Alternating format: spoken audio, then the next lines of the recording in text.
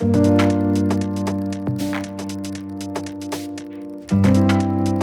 and with that, it is at the top of the hour, so we can go ahead and get started. Thank you all for coming. Good day to you, wherever you are from across the world. I know we have some from Lima, Peru, and I'm sure a few other interesting places.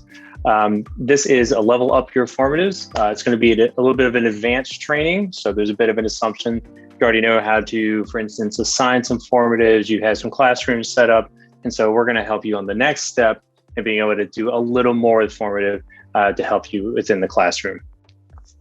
So a couple things first. My name is Alex Chen. I'm a senior client success manager here at Formative. I spent the last 4 years working in ed tech with schools and districts of all sorts of sizes, models, demographics, you name it. I'm a cat parent, since apparently being a dog mom and a dog dad is a thing. I have cats, and I'm from Raleigh, North Carolina, here in the southern part of the US. Now, to begin, we'll go over a few things. First, the session is going to be recorded. I can go ahead and hit record now. Recording in progress. There we are. It's scheduled to be about 30 minutes. If you have any questions, we also are available in chat. We have Diego here also from Formative. He'll be available to answer any questions you have. Also, I'll take some pauses here and there if there's any questions in chat as well. So if something comes to the top of your mind, you'd like to know a little more information, please feel free to throw it in there. Okay, now first, the learning objective. So in this webinar, we're going to go over three things mainly. First is how to use teacher paced mode. So you'll be able to see things from the student point of view and give you a little more control in the classroom during your lesson. The second is going to be how to create content blocks, ways to kind of help streamline your formatives and get a little more out of them without them being super long with a million questions. The third, we're going to go over feedback, different options to use them, how to use them, how to utilize, and some tips there as well. So the first thing that I'd like to ask all of you to do is go ahead and sign in the Formative if you have an account. If you don't, it's okay. We can skip it. And we're all actually going to do a Formative together. This will be a little bit of a way to teach into teacher-paced mode. So go ahead and log in, or if you don't have an account, you can press the join code button here at the top. You can log in with either your Google email, if you have Google through your school. We also use Clever or Microsoft, whichever you're set up with. Let's go ahead and get signed in. And then the code for this formative is right here, 6C7RCX. I'll give you all a few minutes just to get acclimated and signed in. And we'll dive into a little bit of teacher-paced mode. So what teacher-paced mode is a way to give you a little bit more control back when you're using formative in your classroom in tandem with instruction or a lesson at the same time. Whereas normally when you give students a formative, they can answer it, just one after the next at the speed that they kind of want to work at. Teacher-paced mode lets you control when they move to the next questions. So this is a great way to incorporate I do, we do, you do in the classroom. You could teach the initial lesson up in front of the classroom, and then the class together could work on it collaboratively. And then you could move to the question in your teacher-paced formative to have them work on it, as well as be able to see the answers and the input from them in real time. Let me go ahead and refresh here. So we've got in. What we got? So we got a couple in there. Okay, 2. We'll give it till 5 after. We'll give it 1 more minute. See if we can get some more there. Again, the code is 6C7RCX. You can click the join right there at the top. And then I'll leave the screen up so you can see both sides. You'll be able to see both what you would see giving it, should be this side, and then what your students would see as well as they're taking it. I'll put the join code in the chat just to be there. Give it 1 more refresh, make sure we're, all right, perfect. Let's go ahead and hit start.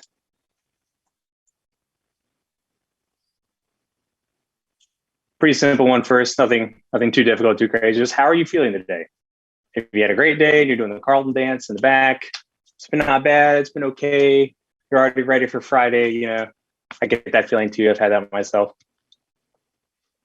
But as you can see here, as you're answering, or I should say, as your students are answering, working here, you from the instructional standpoint can see exactly how they're answering it. And when they're typing in, you can see them fill in pretty much by the second. So you can see them kind of work and backtrack and what have you. But with all five, let's move to the next question, which is on a scale from 1 to 10, how knowledgeable are you about formative?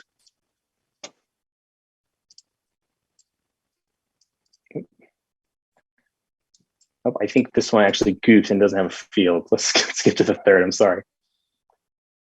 So the third would be, what questions do you have about formative? Here we go. And this you'll get a better visualization of it. As you'll see that as we're having the field filled out here, you'll see them being filled out on the teacher side. So as you're seeing your students working on the lesson on their screens, you can see the input on your end to give instruction in the moment. If you see kind of an error starting to occur, or if there's something you think you could help kind of get them back onto pace, this is a great way to be able to do it, since you can monitor it all in real time as they're working it. Actually, enter into Google Classroom. What subject areas would find formative most useful? How useful is it for history topics?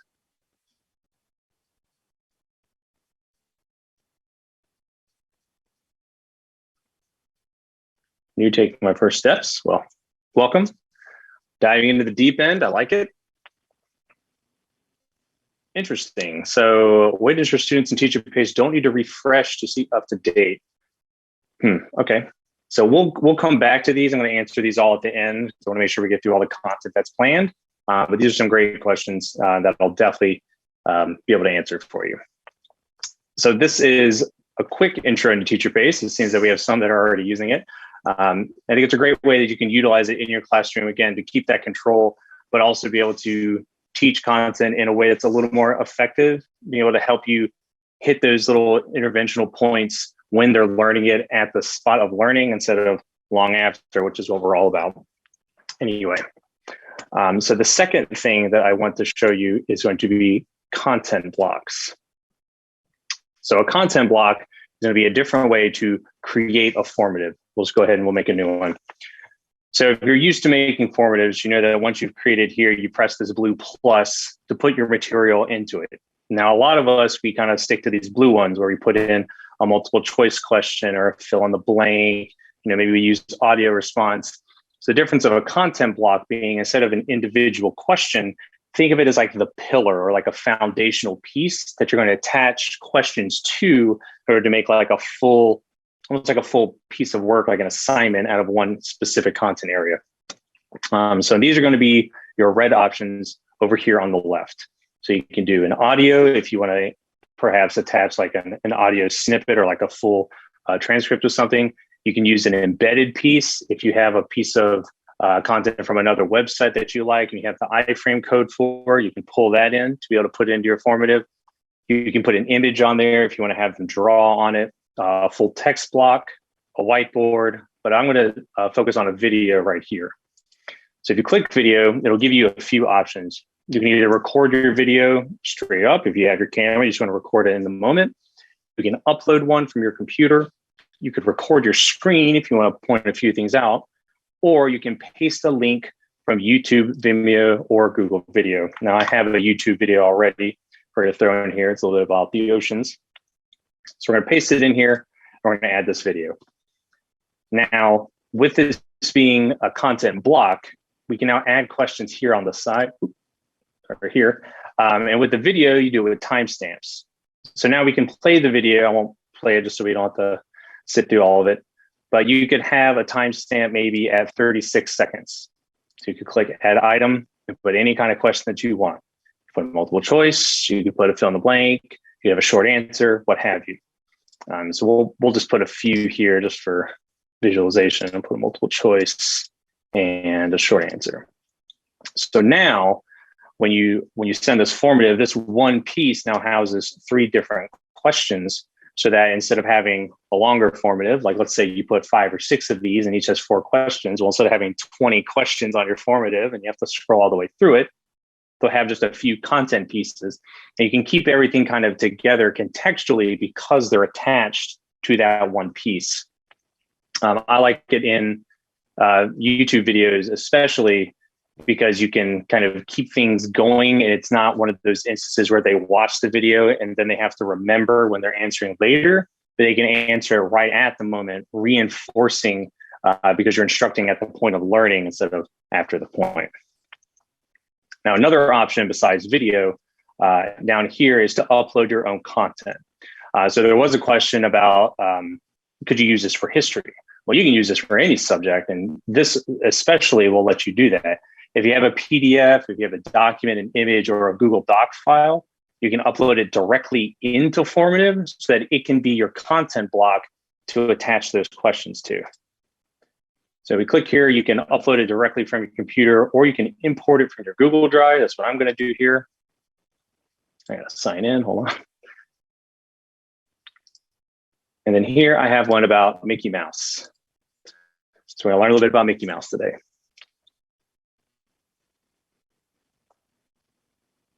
Takes a minute to upload. Yeah. Okay, so now our document that we have is going to be the block for the questions within this section of the formative. And a way that you can do this here, instead of having to type everything out, because this one already has questions on it, you can link your formative questions to the questions on the document, saving you a little bit of time, but also kind of make it a little more concise. So here, question one, we're just going to click on the one. And then it's a multiple choice question. So we'll pick multiple choice. And now we have them here. It says 4 because it's technically the 4th question on the formative, but that aside. So which year did Mickey Mouse first appear in a short film? It's 1928. So we will say C's the correct answer. And there you are. So now when students go and they get to that section of the formative, they'll see that the multiple choice question is the multiple choice question on the document. This helps you save a little bit of time. You don't have to hand out every document and grade them all by hand. Also helps you keep all the answers together within one format instead of having to flip around and keep them everywhere. And it can help keep things organized. Another point, let me skip down here. We're going to get to number 5, which is who is Mickey's girlfriend. We're going to do a short answer. One thing that's important with this is context, right? There's many different ways to answer this specific question of who is Mickey's girlfriend. The answer being Minnie Mouse, but they could put Minnie Mouse. Minnie Mouse is Mickey's girlfriend is Minnie Mouse. They could write a whole novel, what have you. But in this, if we want to make it a little easier, we'll just put Minnie as the correct answer, and we'll allow a partial match. So now that we have that here, as long as the answer includes Minnie, it'll be correct. So now if they want to put Minnie Mouse, his girlfriend's Minnie Mouse, or they want to write a dissertation about Mickey and Minnie Mouse, as long as it includes Minnie, it'll show up as being correct, and will help move on to the next part with this question. Let's see, one last one, which would be good, is audio as well. Just let you record audio directly and then use it as the content block. I can record anything. You can have whatever you'd like there, and then you could attach directly. So for foreign language, for instance, you could speak a sentence in the language you're teaching: Spanish, French, Italian, etc., German, what have you. And then you could ask for translations. You could ask for conjugations. You could ask for them to write the sentence out, which show your work. There's a number of options. It's one of the powerful things about formative is there's so many different ways that you can use it. It's not just kind of pigeonholed into one kind of method. So with that being said, any questions about content blocks before we start to look at feedback?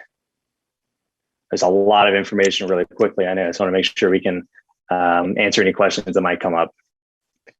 If not, then we can go into feedback. That's perfectly okay. I'm actually going to come here to the formative that you filled out earlier. We're going to look at feedback. So now, it used to be that feedback only worked in formative when a student initiated it. So once the formative was assigned already, the student would have to send a message, hey, I need help. Can you explain this a little more, etc. Well, we've changed a little bit so that now you can send the feedback first, and you have a number of different ways to do it. So now you can give early feedback. So if perhaps they've started working on it and they're not finished, you can kind of point them in the right direction. If they haven't started to fill it out at all, you can give them a subtle reminder. Hey, this is still, assigned for X day, or hey, I haven't seen you working on this yet. However way you want to apply that. Another option is now delayed feedback, which you see down here. So now when you turn on delayed feedback, you can actually choose how this applies. So you could have the lesson assigned, you could click delayed feedback, and then you could type the feedback in, thus giving you the option to send it immediately or to send that feedback later once the assignment is finished. That way, if you see you see some answers that are being submitted, or maybe you have a question that you want to ask them after the fact, maybe how did you feel about this, or what else could this mean? You could preemptively have that typed in and prepared so that when the students submit their answer, it would automatically send that feedback to them. Or maybe you're being nice and telling them, it's extra credit, what have you. Any way that you want to use that, this delayed feedback button will give you the option of delaying it, or you can use early feedback, or you can send it immediately. Really, any way that you want to do that. But this way you can kind of keep that social touch with students that was kind of lost over the last year. You can stay in contact with them. You can kind of be there at a distance if need be, or while they're just working in the classroom. From here, let's dive into some of these questions, unless there's any other questions about the feedback. Is it possible to put time limit on the questions? I don't believe you can put a time limit on the questions themselves, but I know you can put a time limit on the entire formative. So in Teacher Pay, since you control it, you just can set a timer and then send it and kind of push it once it's done. Let me triple check this just to be 100%, but I don't believe you can set a timer. So you can set a time limit on the entire formative, but not like an individual question. Sure, yeah.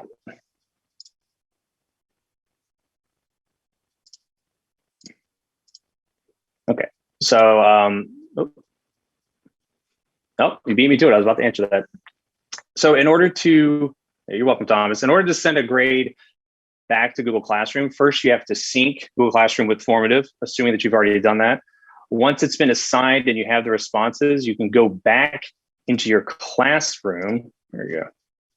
You can go back to your classroom, and then you hit Google Sync here, and that's going to do with the grade pass back.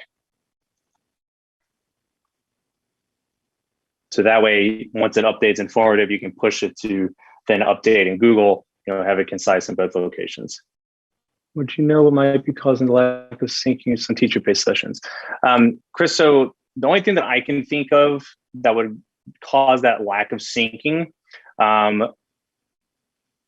turned in not the actual number grade. Okay. Let me think on that for just 1 second. So Chris, it's syncing with Teacher Pay sessions. If you make changes on the assignment side, they would have to refresh for those to apply really in any way, shape, or form. I know on the teacher side, as students are joining, you have to kind of refresh it to see all the responses as they're coming in. So you typically want to wait until all the students are in, then refresh once, so you'll see all the students there. But if you're seeing a lack of syncing of the contents, that's the only thing I can think of. Have you been changing that formative, that lesson, while they're like waiting to take it, essentially? So if it's when you're moving questions, like on this side, like when you go to question 2 to question 3, make sure that when you're clicking here, I always like to hit next instead of flip the number, because I believe that pushes into the next question. That could have something to do with it. Now it's not showing as turned in, not an actual number grade. Francesca, when you're in the the feedback section or the responses. Let me pick one that has some data. 1 second.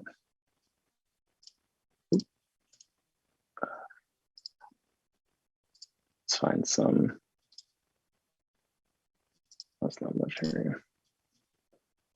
Okay, so when you're clicking, let's pick this one.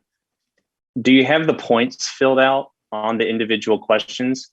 Because if you don't have the points filled out, if they get it correct or incorrect, it's going to show as like a null value. So if they get it all correct, but there's not points associated, then I would think it would show turned in, but no point value to reflect a grade in Google Classroom. Does that make sense? You see here, there's like, you can put 1 point or half a point or.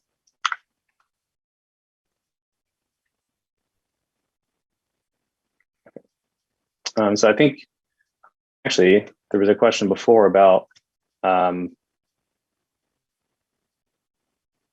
setup. You want to think on that one, Francesca. There's a question before of how to use this in a history class. There's really, it's going to be what kind of questions do you want to ask them? There's a number of ways that you could set it up for just like multiple choice with like, when did this war happen, or various dates or people. But also the PDF upload that we did before could be a good way to have a piece of literature, maybe from an excerpt from a textbook. Then you could have different questions there to sort through. You could have one way that we did it that we've done before is here. Let's do an image. You can also search for an image here. We'll just do US history since that's what I learned. We're in the US. So pick like a map here. So then you could have a show your work or a short answer where they could draw on the map, such as like divisions of states, you know, original 13 colonies, or, you know, drawings of the wars, etc. Whatever piece that you want to work with in history, since there's definitely a lot of it. There's also a few new question types. There's inline choice, which are like drop downs within sentences. So you could have a question of this happened at this time, like on this year. So maybe like a treaty was signed in this year. So you could say blank was signed on blank. So you could have the blank was signed in blank. So then drop down one could be treaty, contract, you know, whatever words you want to put in there. Then you could have dates, 1925 or 1873. So then when they look at that assignment, this is how it would kind of be displayed. So you'd have the treaty or contract was signed in 1925, 1873, etc.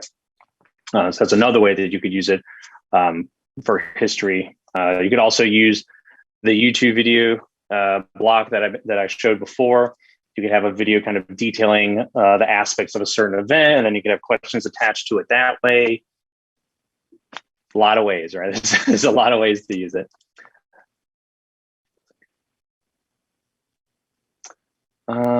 Francesca, I'm thinking on yours with the percentage not going up, and that answer is eluding me right now. Could you? How about this? If you haven't, I can show you this up here. There's this question. There's like a comment ball right here. If you click here, there's a help center. There's also contact formative support. I would recommend contacting support and putting that question in, because that sounds a little specific, and so that they'll be able to help you with. They're around a large portion of the day. I think it's 8 a.m. to 8 p.m. Eastern time, EST. They'll be able to look in that specifically. They can look at the exact formatives, your Google Sync, et cetera, and they should be able to help dive a little deeper and find the root of that, because that's concerning, right? And we got to get that figured out. So that I'll open up for any other Q&A, whether it's what we went over directly or anything else. Have a great day or night, everyone.